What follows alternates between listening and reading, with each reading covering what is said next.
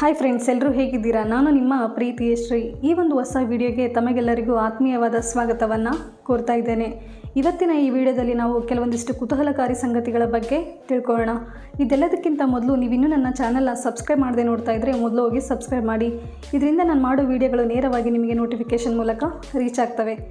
Number 1, ಇಲ್ಲಿ ಕಾಣುತ್ತಿರುವ ಈ ಮಹಿಳೆಯ ಬಗ್ಗೆ ನಿಮಗೆ ಗೊತ್ತಿದೆನಾ? ಇವರು ಸ್ಪೇನ್ ದೇಶದ ವೆರೋನಿಕಾ ಡ್ಯೂಕ್ ಎಂಬ ಟೀಚರ್.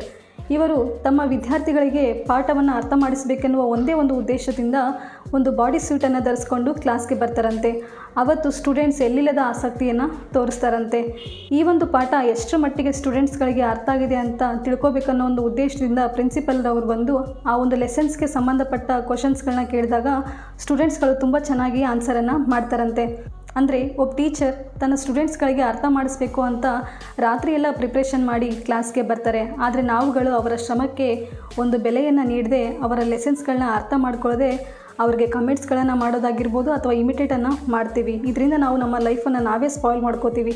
ಸೊ ಹಾಗಾಗಿ ಈ ಒಂದು ಫ್ಯಾಕ್ಟ್ ಮೂಲಕ ನಾನು ನಿಮಗೆ ತಿಳಿಸ್ಬೇಕು ಅಂತ ಅಂದ್ಕೊಂಡಿರೋ ಪಾಯಿಂಟ್ ಏನು ಅಂತಂದರೆ, ನಾವು ಪ್ರತಿಯೊಬ್ಬ ಟೀಚರ್ಸ್ಗೂ ಬೆಲೆಯನ್ನು ನೀಡಬೇಕು ಅಂತ ಕೇಳ್ಕೊಳ್ತಿದ್ದೇನೆ. ಹಾಗೆಯೇ ನಿಮ್ಮ ಸ್ಕೂಲ್ ಲೈಫಲ್ಲಿ ನಿಮ್ಮ ಫೇವ್ರೆಟ್ ಟೀಚರ್ ಹಾಗೂ ಫೇವ್ರೆಟ್ ಸಬ್ಜೆಕ್ಟನ್ನು ಕಮೆಂಟಲ್ಲಿ ಮೆನ್ಷನ್ ಮಾಡಿ. ನಂಬರ್ 2, ಇಲ್ಲಿ ಕಾಣುತ್ತಿರುವ ಈ ವ್ಯಕ್ತಿಯ ಬಗ್ಗೆ ನಿಮಗೆ ಗೊತ್ತಿದೆನಾ? ಇವರ ಹೆಸರು ಬಂದುಬಿಟ್ಟು ಸಿನ್ಶೆನ್ ಹೋನ್ ಅಂತ. ಇವರಿಗೆ ಗಿನ್ನಿಸ್ ವರ್ಲ್ಡ್ ರೆಕಾರ್ಡ್ ಕೂಡ ಇದೆ. ಇವರು ಪ್ರಪಂಚದಲ್ಲಿಯೇ ಅತಿ ವೇಗವಾಗಿ ಮಾತನಾಡಬಲ್ಲಂತಹ ಸ್ಕಿಲ್ಲನ್ನು ಹೊಂದಿದ್ದಾರಂತೆ. ಇವರು ಪ್ರತಿ ನಿಮಿಷಕ್ಕೆ ಬರೋಬ್ಬರಿ 650 ಪದಗಳನ್ನು ಬಳಸುತ್ತಾರಂತೆ.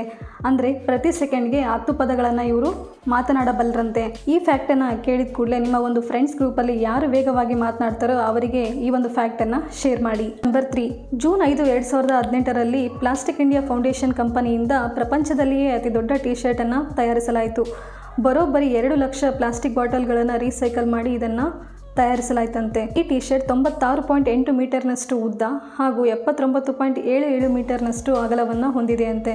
ಮತ್ತು ಈ ಒಂದು ಟಿ ಶರ್ಟ್ಗೆ ವರ್ಲ್ಡ್ಸ್ ಲಾರ್ಜೆಸ್ಟ್ ಟಿ ಶರ್ಟ್ ಎಂಬ ಗಿನ್ನಿಸ್ ವರ್ಲ್ಡ್ ರೆಕಾರ್ಡ್ ಕೂಡ ಇದೆಯಂತೆ. ನಂಬರ್ 4, ನಮಗೆಲ್ಲ ಗೊತ್ತಿರೋ ಹಾಗೆ ಪ್ರಪಂಚದಲ್ಲಿ ಅತಿ ದೊಡ್ಡ ಫಾರೆಸ್ಟ್ ಯಾವುದು ಅಂತಂದರೆ ಅಮೆಜಾನ್ ರೈನ್ ಫಾರೆಸ್ಟ್. ಇದು ನಮ್ಮ ಭಾರತ ದೇಶಕ್ಕಿಂತಲೂ ಕೂಡ ವಿಸ್ತೀರ್ಣದಲ್ಲಿ ದೊಡ್ಡದಾಗಿದೆ ಅಂತೆ. ನಮ್ಮ ಭಾರತ ದೇಶದ ವಿಸ್ತೀರ್ಣ ಬಂದುಬಿಟ್ಟು 32 ಲಕ್ಷ ಚದುರ ಕಿಲೋಮೀಟರ್. ಆದರೆ ಅಮೆಜಾನ್ ರೈನ್ ಫಾರೆಸ್ಟ್ನ ವಿಸ್ತೀರ್ಣ 55 ಲಕ್ಷ ಚದುರ ಕಿಲೋಮೀಟರ್ ಅಂತೆ. ಮತ್ತು ಸುಮಾರು 12,000 ವರ್ಷಗಳ ಹಿಂದೆ ಆದಿಮಾನವ ಕೂಡ ಹುಟ್ಟಿದ್ದು ಇಲ್ಲೇ ಎನ್ನುವ ಅನೇಕ ಸಿದ್ಧಾಂತಗಳಿವೆ.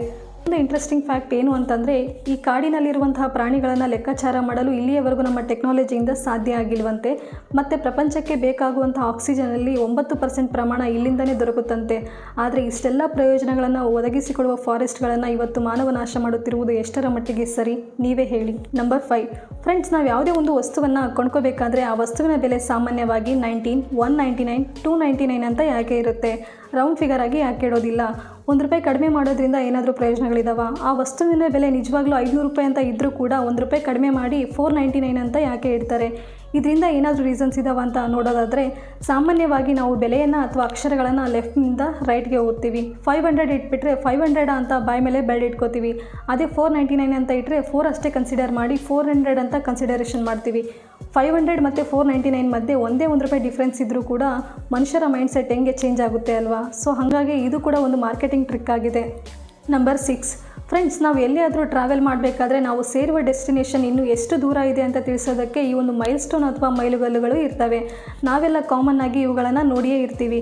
ಆದರೆ ಈ ಒಂದು ಮೈಲ್ ಸ್ಟೋನ್ಗಳು ಅಥವಾ ಮೈಲುಗಲ್ಲುಗಳು ಬೇರೆ ಬೇರೆ ಬಣ್ಣದಲ್ಲಿ ಯಾಕೆ ಇರ್ತವೆ ಅಂತ ನೀವು ಅಬ್ಸರ್ವ್ ಮಾಡಿದ್ದೀರಾ? ಇದರಿಂದ ಏನಾದರೂ ರೀಸನ್ಸ್ ಇದೆಯಾ? ಈ ಒಂದು ಬಣ್ಣಗಳಿಂದ ನಾವು ಯಾವ ಒಂದು ರೋಡ್ನಲ್ಲಿ ಸಂಚರಿಸ್ತಿದ್ದೇವೆ ಅನ್ನೋ ಒಂದು ಮಾಹಿತಿ ಗೊತ್ತಾಗುತ್ತೆ. ಸಾಮಾನ್ಯವಾಗಿ ವೈಟ್ ಕಲರ್ ಮೈಲ್ ಸ್ಟೋನ್ ಮೇಲೆ ಯೆಲ್ಲೋ ಕಲರ್ ಬಾರ್ಡರ್ ಬಂದಿದ್ದರೆ ನೀವು ನ್ಯಾಷನಲ್ ಹೈವೇ ಮೇಲೆ ಸಂಚರಿಸ್ತಾ ಇದ್ದೀರಾ ಅಂತ ಅರ್ಥ. ಅದೇ ವೈಟ್ ಕಲರ್ ಮೈಲ್ ಸ್ಟೋನ್ ಮೇಲೆ ಗ್ರೀನ್ ಕಲರ್ ಬಾರ್ಡರ್ ಬಂದಿದ್ದರೆ ನೀವು ಸ್ಟೇಟ್ ಹೈವೇ ಮೇಲೆ ಸಂಚರಿಸ್ತಾ ಇದ್ದೀರಾ ಅಂತ ಅರ್ಥ. ಅದೇ ವೈಟ್ ಕಲರ್ ಮೈಲ್ ಸ್ಟೋನ್ ಮೇಲೆ ಬ್ಲೂ ಅಥವಾ ಬ್ಲ್ಯಾಕ್ ಕಲರ್ ಬಾರ್ಡರ್ ಬಂದಿದ್ದರೆ ನೀವು ಸಿಟಿ ಅಥವಾ ಡಿಸ್ಟಿಕ್ ರೋಡ್ನಲ್ಲಿ ಸಂಚರಿಸ್ತಿದ್ದೀರಾ ಅಂತ ಅರ್ಥ. ಅದೇ ವೈಟ್ ಕಲರ್ ಮೈಲ್ ಸ್ಟೋನ್ ಮೇಲೆ ಆರೆಂಜ್ ಕಲರ್ ಬಾರ್ಡರ್ ಬಂದಿದ್ದರೆ ನೀವು ಗ್ರಾಮೀಣ ಭಾಗದ ರಸ್ತೆಯಲ್ಲಿ ಓಡಾಡ್ತಿದ್ದೀರಾ ಅಂತ ಅರ್ಥ. ಇಷ್ಟೆಲ್ಲ ಅರ್ಥಗಳನ್ನು ಈ ಒಂದು ಮೈಲ್ ಸ್ಟೋನ್ಗಳ ಬಣ್ಣಗಳು ಗುರುತಿಸ್ತವೆ.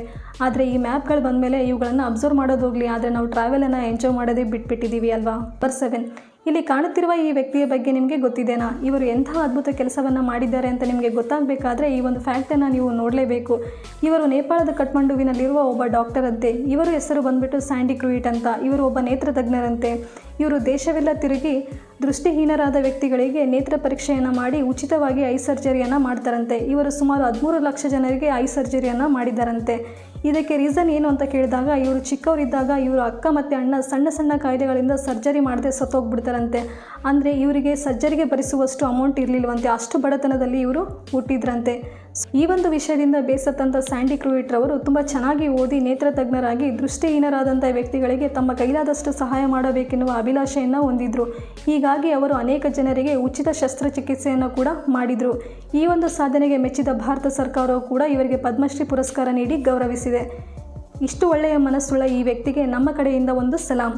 ನೋಡಿದ್ರಲ್ಲ ಫ್ರೆಂಡ್ಸ್, ಇದಿಷ್ಟು ಈ ವಿಡಿಯೋದ ಮಾಹಿತಿಯಾಗಿದ್ದು ಈ ವಿಡಿಯೋ ನಿಮಗೆಲ್ಲ ಉಪಯುಕ್ತ ಆಗಿದೆ ಅಂತ ಭಾವಿಸ್ತಾ ಇದ್ದೇನೆ. ನಿಮಗೆ ಈ ವಿಡಿಯೋ ಇಷ್ಟ ಆಗಿದ್ದರೆ ಲೈಕ್ ಮಾಡಿ, ಶೇರ್ ಮಾಡಿ ಮತ್ತು ಸಬ್ಸ್ಕ್ರೈಬ್ ಮಾಡೋದನ್ನು ಮರಿಬೇಡಿ. Thank you for watching.